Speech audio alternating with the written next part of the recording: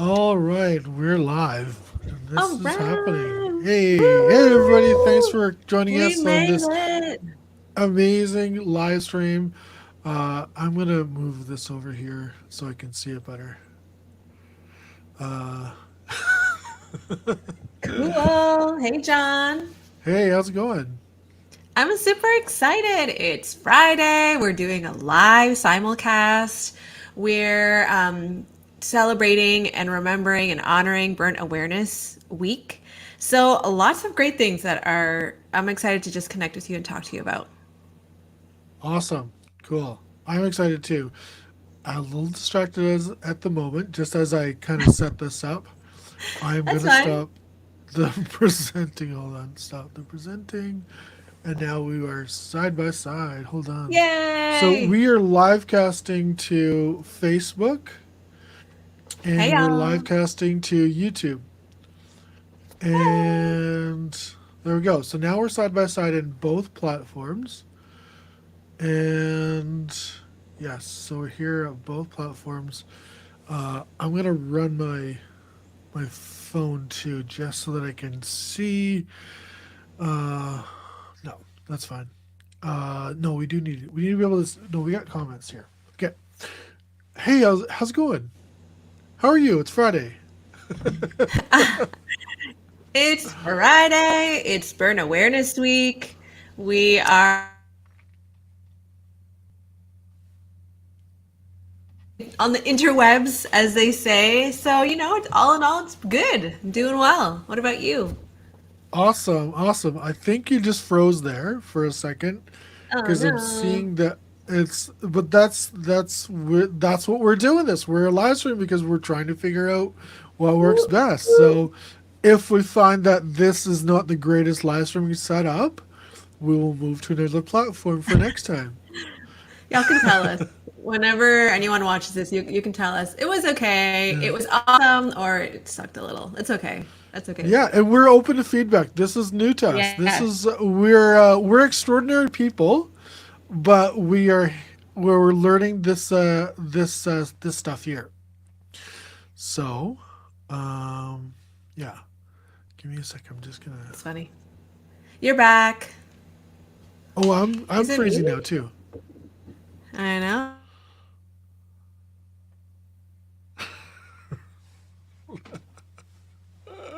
Conversations with delayed versions of ourselves. That's what it's going to Uh, be. it could what it could be is I got a lot of stuff on my end that I'm doing, and I'm not sure if it's the if I should be running all this software in the background, if it's too much for the internet, but that's fine. We'll figure it out. We'll figure it out. Sweet. Yeah, and if you're here watching us live, please leave a comment below. That's perfect.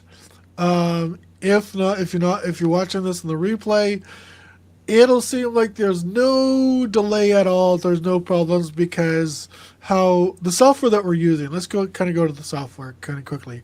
The software that we're Sure. using to live stream is called Riverside FM, and what happens is it records to our computer. So we have a dedicated recording on our side on each of our computers, and then it uploads to the web where we'll have a good quality podcast video as well. And when we're live streaming, there may be some hiccups because I'm watching the YouTube feedback, and I'm noticing that there's a bit of a glitch in it. So I don't know if that's me or what I'm casting to I to think the it live might be me. casting. It's because I'm looking all pixelated on my end. So Yeah, are you? a little, yeah.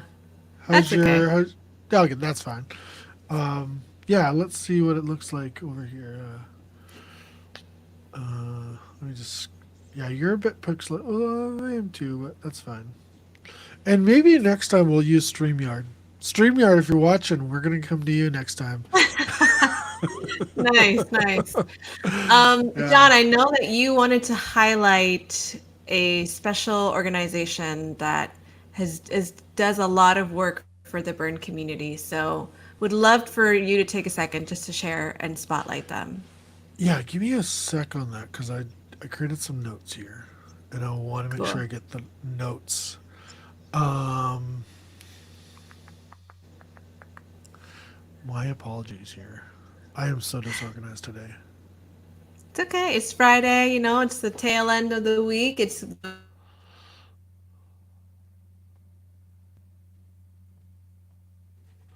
to to be doing a concert at supposedly some football game, but that was meant to be a joke because it's the Super Bowl weekend.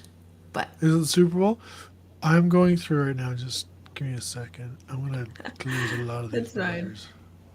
So, for those of you who haven't heard of our podcast, I'll be happy to share with you that John and I are two people who have experienced different things in life, and one of them being our identity of burn survivors. But when we started the podcast or even talking about it, we realized that we hold a lot of other identities too. And so we wanted to talk about what life is like living just beyond being more than just a survivor. We honor that identity, we embrace that identity, and also we want to shine with the other things that we are too. We're friends, we're spouses, we're leaders, we're curious people, we are human, and there's so many other things about us too. So we talk about life's ups and downs and everything in between. And so today we decided to do a live simulcast here with you, whether you're watching currently or you'll be watching the recording. We're just so glad that you're with us. Please feel free to share whether you are someone who's gone through some sort of experience, some sort of trauma, or you are a loved one of someone who's experienced trauma, or you're just curious to learn more. We're here for you, and we're excited that you're along the journey with us. So, John, if you're ready, Yes, I am ready. One of the things I wanted to do is spotlight the Firefighter Burn Fund of Victoria, BC. So let me say that one more time, a little bit slower, because I have a tendency to talk fast, and I need to slow down with that. I really want to take the time to spotlight the Firefighter Burn Fund of Victoria, BC. They are an amazing organization that I'm a part of. They sponsor a lot of the work that I do with schools in road safety across BC. And yeah, so just amazing organization. The organization itself, they raise money for burn treatment and the local hospital, which is the Royal Jubilee Hospital in Victoria, British Columbia. So the local hospital here has a complex wound care unit, and we have 4 dedicated beds to burn patients.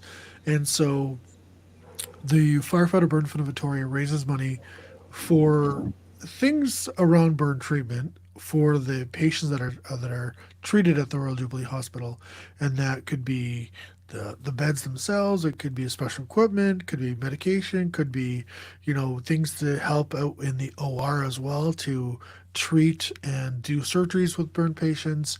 We do we offer funding for nurses to get more education as well as doctors to get more education so that they can better treat the patients.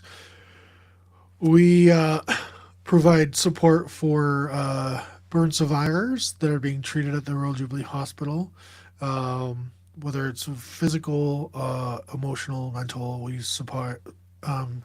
provide funding for um, su- survivors to get support. We have a support group as well of burn survivors that we go in and work with burn survivors in that initial stages. Um, yeah, and also the Firefighter Burn Fund of Victoria, they have a burn house in Victoria. And the burn house is located at Adenac and Richmond Road, so Adenac Street and Richmond Road in Victoria, which is about a block away from the Royal Jubilee Hospital. And it was actually the first burn house in Canada of its kind. And the reason for the burn house is to offer a place for burn survivors and family members to go while being treated at the Royal Jubilee Hospital. And we in the basement of the house, we have our burn fund office. What else do I want to talk about? The patient support. We have a amazing support structure at the Royal Jubilee Hospital for burn survivors. Um, the patient side of things is amazing. The care that we provide is amazing. We focus on helping those survivors get back into life. Um, and the Bird Fund also they raise money and also do educational incentives and community engagement through different activities that they do throughout the year. But I wanted to spotlight them because they are a big supporter of what I do as a burn survivor, the work that I do in road safety, public speaking, education and awareness, but also now this podcast that I'm doing. And this podcast is really focused around helping those that have been injured by burn trauma, those that, want to learn more about, us as burn survivors, but also just general motivation and inspiration. And so just wanted to shout out and spotlight the Firefighter Burn Fund Victoria for all the work that they do. Um, I even I have a I have their logo here and a little stress ball here. I was trying to think of something with their logo on it. This is their logo here, and so so you can visit the website uh, Firefighters Burn Fund Victoria.ca is the website, and we'll put it in the show notes as well, and you can visit them there. So yeah, thanks Michelle for letting me take the time to kind of ramble on about the Burn Fund, but really, you know, I can't say enough about the organization because really it's organizations like that that really have me be the person I am today. Like I wouldn't be here today doing everything that I do had it not been for the Firefighter Burn Fund of Victoria. They don't only sponsor me with funding to do the work that I do in schools and organizations as well as equipment, the computers, all everything you need, but they support the emotional well-being side of patients as well. And so just a big shout out to them and please show them some love. Go and visit them online. Send them some social media love, but they're a huge resource here in the greater Victoria area. Uh, yeah. Awesome. No, thank you for sharing that, John. It's important to know about different resources that exist, how we can get connected, and just sharing the information really is how we are able to gain access and promote these things. So we appreciate you and all of the organizations that are connected to our podcast and to our community. Yeah, yeah, perfect. So I'm Great. just gonna I'm loving this live streaming thing and that we're able to do this live and engaging questions. And I'm gonna whip over here sideways as I look at the comments because I see that we've got some people watching. And I want to do a little shout out to um and maybe you want to pronounce the name properly, and maybe I'm gonna pronounce it wrong. I'm gonna say is it Yanet Vela? It is. It And is. also And Jose Valderes. yes, Jose Valladares. Thank you for being the OG followers There we of go. everything that we do. So, I am inspired by those in case you don't know who those people are. They're my family. They're my family and Perfect. I know a lot of what I do is inspired by them because, as I've shared with you before, John, when my whole family was impacted by my injury. We were all in this car accident where I was burned, and to some degree, we were all injured. We were all impacted, whether externally or internally, social, emotional piece. And so when we talk about what you and I were sharing about this week about burn awareness, I think about them. I'm inspired by them because they were the original support group that I had where I had these really deep conversations about why is it important to now share with people and bring awareness and have these types of conversations, because back then I didn't have the access to go to a support group. And so now that I'm older and I've been a survivor for 20 plus years, I look back and I realize how important it is to have a safe and healthy support system who can help you to get past really all of those initial and thereafter struggles that we encounter. Yeah, well, here's a little shout out to the OG. So Awesome, awesome. awesome. Yeah, and I love what you say about the family being the that support structure, because you know those are the people that are around us all the time, and they love and support us, and one thing that people may not get is all of the stuff that our family and family goes through to support us. And a little shout out to our family members, because it's hell on you guys as it was for us, and sometimes even harder, because we're Yeah. I don't know about you, Michelle, but I know I wasn't the easiest patient, and I wasn't the easiest family member to be around sometimes, and I would lash Mhm. out. So a big shout out to my family who stuck by my side, even though they knew I was hurting, just showing love and support. No, certainly. I agree with you. And I think that's why we really wanted to do this live, particularly on this week, because we are, like I was saying, celebrating Burn Awareness Week. And so I think the conversation that you and I had at the beginning of the week was, what does burn awareness mean to you? Or why do you feel it important to share your story or highlight, you know, certain resources?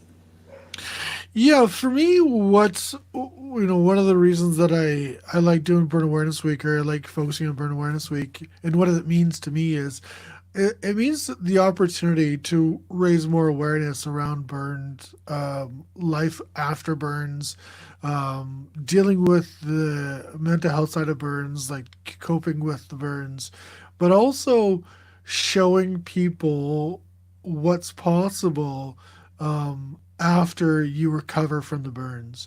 For the first time ever, I did a talk at my girls' daycare around burn. It was a burn awareness talk. We watched a little video, and then we sat and we kind of answered questions. But it was just a really fun time that I got to sit and do something like this. But it's so when I think about burn awareness, it's really showing people, what's possible when you recover from the burns and you're able to get back in life. And that's the whole reason that we do the work that we do, is to help those that have been injured by a burn trauma get back into life, so that they can, live the life they were living before. And sometimes that's not possible. Like you may have an injury, you can't do certain things. Like I've lost some of my fingers, sort of thing. So I can't play baseball very well. I can't throw a football with this hand, and I can't do certain things. But it's noticing like where your limitations are, but being able to get back into life or create the life that that you desire. And that's the whole goal for me, and I think for you as well, is helping people get back that space where they're living life on their terms and they're happy. Yeah, no, I think when you and I spoke about this days ago, it brought up some things for me, talking about why is burn awareness important to me, because I think that for a large part of my life, I don't really think about this.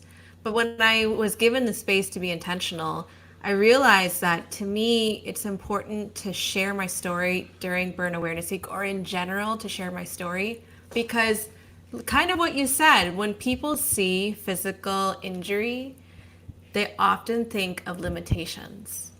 Let me say that again. When people sometimes see physical injuries, they often just see limitations. And I struggle with that type of mindset. And as anyone who knows me is aware that growing up, if I was told, I couldn't, if here's an example that I think still haunts me, is when you're younger and you're in the recess court at school, and they say like girls can't play, like you said, girls can't play baseball as well as guys do. And whenever I hear those types of things, I would really struggle because I'm like, why are you putting this limit on me? And here, let me show you that I can. And so, in that same type of mentality, I think that at the beginning of my injury and my recovery process, people would often assume that, either my life was over or it was never going to be the same again in a very like a non-positive type of light. And so when I heard this narrative, I was in disbelief because yes, although my life was never the same, I agree. It has been so much richer. It has brought me so much beauty. It's brought me such a diverse and unique experience of meeting people that I probably would have never met ever before in my life, and has just made me grow as a person in understanding, in resilience, in so many ways. And so when people assumed that there would be a limit, I find it really important to share my story to let them know that I see myself as more than just a survivor, and that I have adopted so many other things that I think have pushed beyond whatever limits people have put on me, or even I have put on myself subconsciously, just saying, even if, like you said, that we're missing some fingers or you're missing a limb, doesn't mean that you can't do extraordinary things. So that is why, for me, I think it's really important, and why we're doing this podcast and why we're so adamant about this is because we really believe that. We believe that there's an opportunity for people to be curious and to really think about those limits that they might have on themselves or that other people may have put on them, to just push beyond that and realize that there is an opportunity for growth. So I'm gonna get off my soapbox here, though. This is like, I start talking about this and I won't stop. That I love what you just said because it reminds me, like, because we talk about the limitations that we put on, and then there's, like, you go back to the recess with the girls and the boys sort of thing. And I've got three daughters and they're young, and I tell my kids, I say, someone tells you you can't do something good as boys, you say, here, hold my jukebox, let me show you. Exactly, exactly. No, John, and on a bit more of a serious note, I think, and I've shared this with you in the past. I think that myself as a person, I believe that there are a lot of different identities that I carry that we could say in society people might see as a limitation.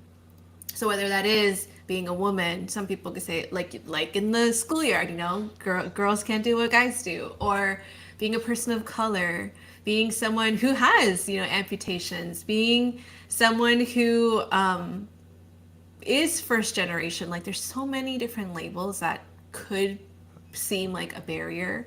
And so I think, again, like, this is why for me it's really important to advocate for people in the community that it's okay if you have all of these different labels or identities, because they don't define you.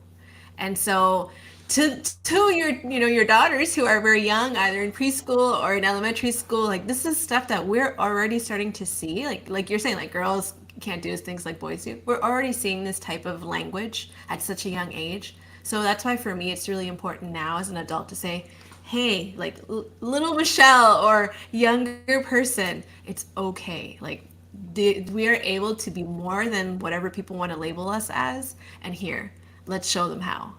So Yeah.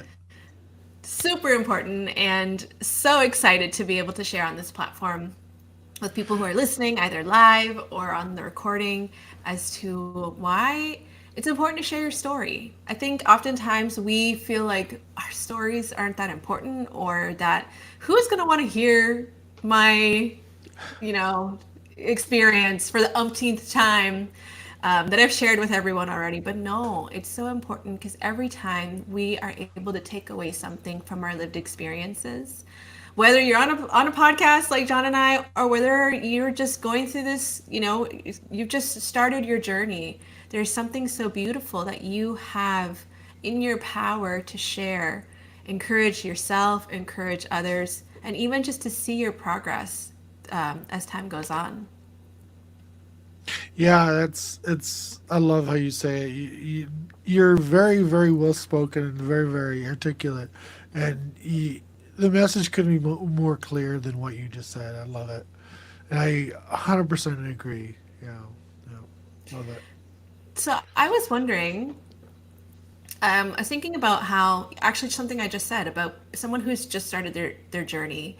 And, I wanted to ask you that if you could talk to someone who's, at the beginning of their journey, what would you, or if you think about when you were at the beginning of your journey, what do you wish someone would have told you as you kind of started this new chapter of your life?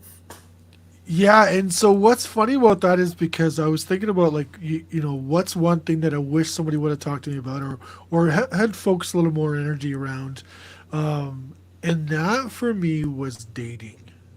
It was the taboo subject because a lot of times, you know, the conversation is, well, this person's damaged, they're no good. Will they ever get married? Will they ever find somebody?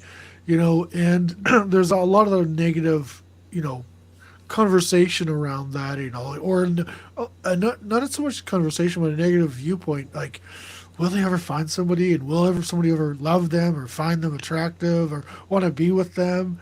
And for me, when I was burned, it's like nobody talked about that. They just talked about recovery. We didn't talk about dating or anything like that there, or finding a partner, finding a girlfriend, things like that there. And it was on the back of everybody's mind, I think, but nobody wanted to go there. And it was even in I was even in a rehab center for rehabilitation, and I was talking to one of the nurses, and I was like, there needs to be a sexual health therapist available for people that experience injury like this, because it's not just burn Yeah. survivors. Here's a dude laying in the next bed to me who's a quadriplegic. Yeah. Like, who's going to talk to him about, getting back into life after like getting, finding a partner, finding, marrying somebody, things like that there.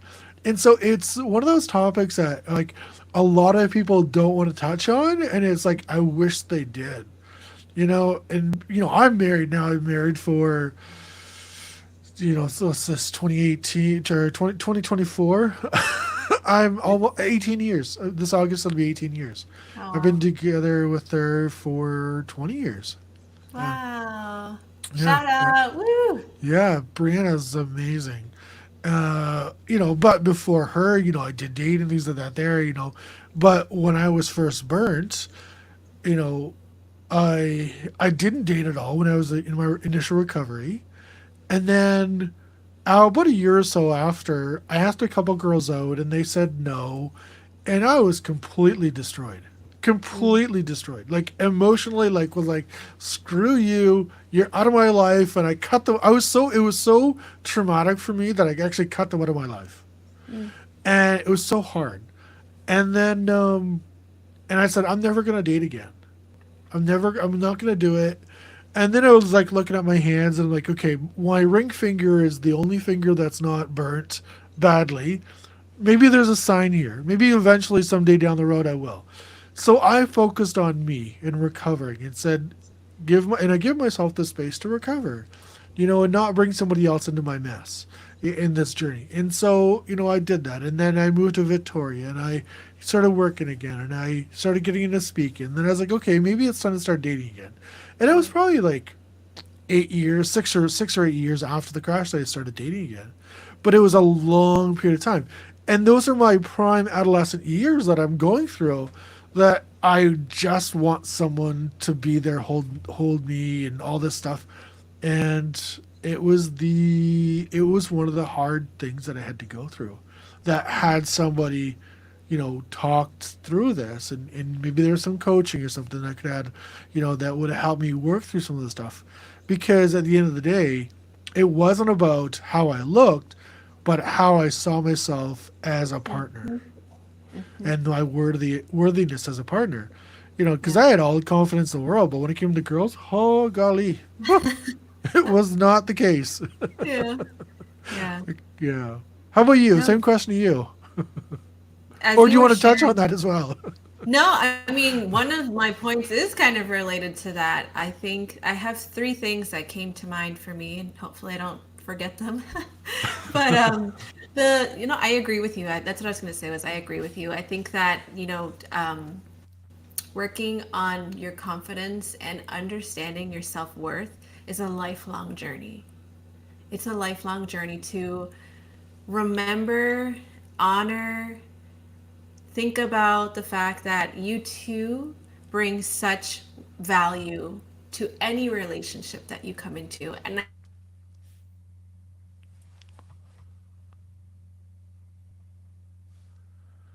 think something that as a society, as people, we struggle with is to think about what we bring to the table. Because naturally, when we look at people, let's say, for example, when I look at someone in Hollywood, well, they're beautiful, well, they're talented, well, they're all these things. And it's easier for us to look at the beauty in other people than it is to look at the beauty within ourselves. And so if I think I'm thinking about if I met someone who is just starting their journey, this is one of the things that I would tell them is that the healing needs to start with you. Let me say that again. The healing needs to start with you.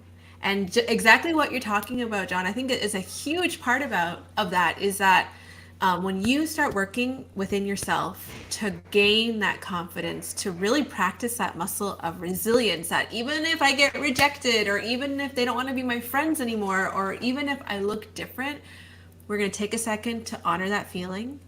And then we're going to dust off, our shoulders, our knees, or whatever you're dusting off, and then get back up and keep going in life. I think it's really important to be able to work within oneself first, especially when you go through a physical trauma like a burn injury, because it's like I feel like even more challenging because now you got to work through your own internal stuff, and now you got to work on the physical stuff and accepting it and just embracing it.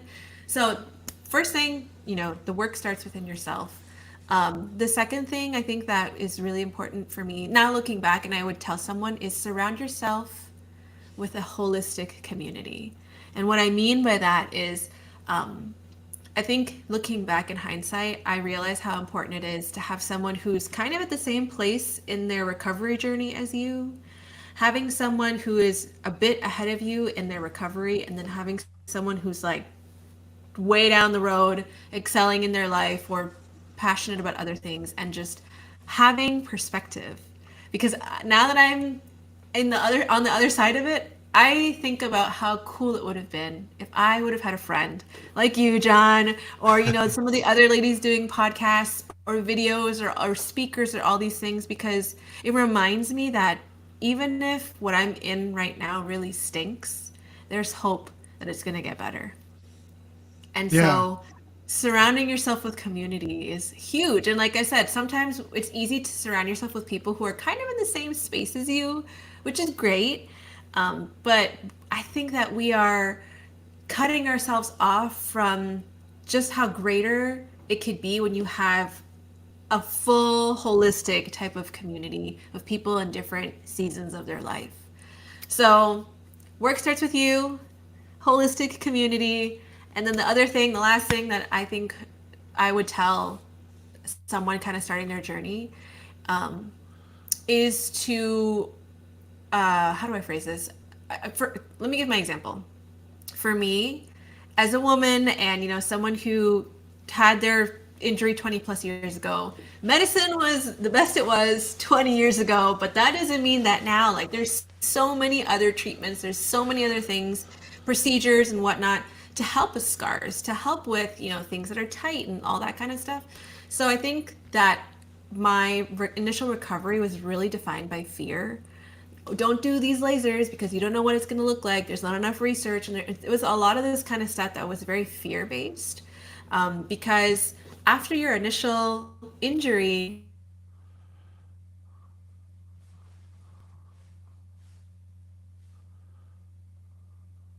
the piece about like dermatology. So now it's also, it's not just initial trauma, but it's like your skin and how there's other procedures and things that we can do for our face, for our bodies, but we're just not informed.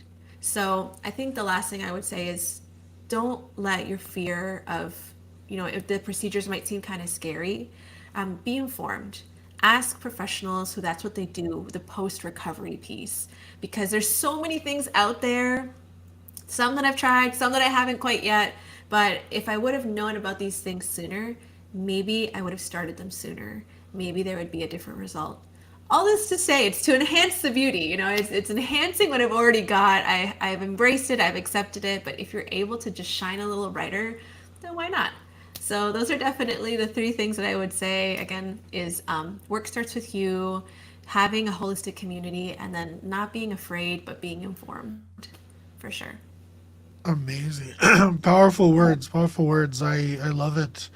I, excuse me. I love what you say. It's just and it's always interesting for me listening to you as you share, because I get the female side of things. Like I don't often think about the female side of things, and so I'm like thinking, like I just like grin and bear it sort of thing is my way of going through life, was just grin and bear it, get through it, kind of. But with you, it's like I love being a part of this journey with you, because you're like, John, slow down, soften it up a bit, sort of thing. And I've got daughters that I'm raising, and I need to soften things up a little bit sometimes, and be a little more dainty and delicate, and so it really helps me, be a better dad. I love that. I see that we have some people who are joining us online. And so I actually wanted to give a quick plug and say we have one more question that we're going to ask each other, but we also want to hear from you. And so after our last question here, we want to open a space for a Q&A. So if you have something that you're curious to ask either myself or John, please feel free to write it in the chat that we'll be able to see, and then we'll add that to the end of our conversation. It could be anything. It could be resources. It could be what's our favorite snack. I don't know. It could be whatever you're curious about hearing of, of John and myself. We're happy to share that, and we're just happy. I want to thank you for joining us during today's live cast. So, John, what's on your mind? Tell me. I'm thinking about that last question I had, which is, I wanted us to share something that the folks don't know about us. Share something that people don't know about you. So I'm curious if you're ready for that question. Yeah, I'll share. Well, yeah, and okay. So for me, what's something that people don't know about me? I I am impacted greatly by the conversation in my head around perfectionism, Oh, and it limits me from a lot of the work that I do, because I have the need and desire, the internal need and desire to want to do things perfectly. And it stops me in my shoes sometimes from putting stuff out there. And I'm working on letting it go. I'm working on working through this. But what's funny about that is, it limits my work and what I'm doing, because I can't say to people, be okay with where you're at and what you're doing, without doing that, like practicing what you preach. So it's really a demonstration, like, and yeah. So for me, it's like, that working through that perfectionism, but also doing like social media stuff. And I'm noticing this week, as I'm looking at, like, why is it that I don't want to promote on social media so much? Why is it that I'm like struggling with this? And I shouldn't use the word struggling, but why is there a resistance with posting on social media so much? And for me, it's like, there's this, conversation of, don't boast your own horn too much. Don't be arrogant. Don't be showboating. Don't be this guy that's just full of himself. And there has to be a decrease in that, because every time that I resist showing something online or doing something online, people aren't getting that opportunity that I want to teach or share about. And so for me, it's the letting go of that perfectionism, so that I can, make a greater impact on the world, because people need what we have to offer, Michelle. Like, people really, they're struggling, and they're suffering every single day, and they look at us and like, yeah, but I'm not them. I'm not that strong, and they don't get that. We were there once too, and it was through practice and support and having conversations that we got to where we are today. No, I love that. And I think that's a struggle that I'm sure many people can relate with. It's a struggle that is hard to face, but it carries a lot of strength when you can just take the first step to say I will. So Yeah, and letting go of that conversation. And so a lot of the work that I do now is kind of focused around the mindset things and the power of the mind sort of thing. And for me, what I noticed that I need that there's an opportunity of is letting go of the conversation in my head. Every time that there's a conversation that says, "Don't do that," well, what's the conversation behind that? What's my thoughts behind that? Where's that coming from? Does this serve me in this moment? Did this serve me at some point, but now not serving me? And so discovering all of that and learning to let those conversations go. Uh, I love that. Thank you for sharing. How about you? Same question to you. I'm What gonna is take something this. that's I'm gonna take this so in a different direction. So in a different direction. I was so trying to that's think of that's like, perfect. That's what I love about you so much. We're so opposite that we yeah, make a perfect pair. it's fun. It's a lot of fun, that's for sure. If you haven't heard our podcast, we so invite you to do that because we are kind of different, similar in some ways, but we both bring something different to the table. So I don't know why my mind went here, so just bear with me. But my two things that people don't know, I was trying to decide which one I should share, but I want to get more into bird watching. Um, yeah, I don't know. I don't know where that was going, but I just really like, and you know what? I think about this a lot actually, because the more I meet people, the more I realize that a lot of people are actually really afraid of birds. And I never understood why there is this fear of them. And, they would say this their features and all this kind of stuff. But I find such beauty in them. I used to live in Ontario, Canada, where you often see, cardinals and blue jays and all these really beautiful types of birds that now in Los Angeles, you don't see those types as often. But I just find it so. I'm a forest girl. Like, if you want to take me to nature, take someone else to the beach, take me to the forest.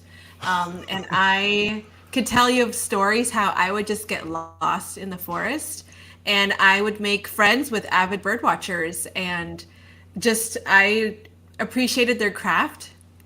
So I think that's something that people don't know about me is that I want to get into bird watching. So if you are listening to this and you have the same interest, let me know and we'll need to make this happen. So stay tuned for more on that. I love it. I love it. Yeah. Yeah. Well, this has been such a fun time, John, just to share. I'm so Yeah. glad for the folks who have been following along with, the important pieces of wisdom, those nuggets that we've shared, and also for the fun, because that's why we're here, is to share a little bit of everything. Yeah. Yeah, and if you do have a question, leave your question in the comments too. For the after the we'll go through questions afterwards as well. If there's no live questions, that's fine. But if you have a question, leave in the comments. We'll answer that as well, and we could possibly do an episode on your question and answering your question. But we'll do more of these events. I think it's lots of fun. I think we're having fun today, doing this. We're a little less. I'm a little less stiff than I normally am. But yeah, I think these live streams are fun once we get the tech side of things working and figure all that out. But I think this is a great way of doing this. What's amazes me, Michelle. What amazes me is I'm in Victoria, BC, and you're in LA, and we're doing this crazy, awesome live stream. How freaking kick butt is this? It's so much fun, and I can't wait for more people to join us, for folks to have more questions, for us to really create a community. And so, if you're watching this, you're part of the original crew, and we are just so lucky to have each one of you. And John, I'm excited for all the conversations that are to come. So, folks, if you're not following us on social media, please feel free to do so at More Than a Survivor podcast.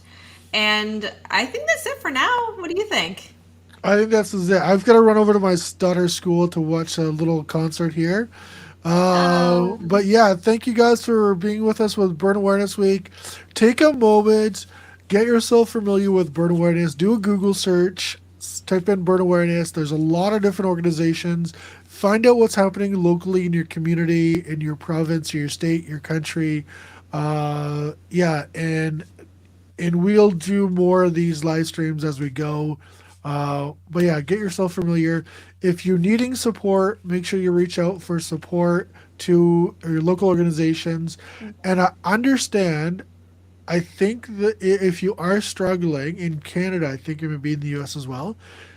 I think the new number is 988 if you're struggling with mental health and you need somebody right away. There's a resource there. So I don't want to say it before I think, but if I recall correctly, I think it's 988 is the new emergency number for mental health. yeah, no, so important. Be informed. Do not let fear stop you, and Yeah. stay connected. And we can't wait to talk to you again next time. Thanks, everyone. Happy Burn Awareness Week. Bye. See ya.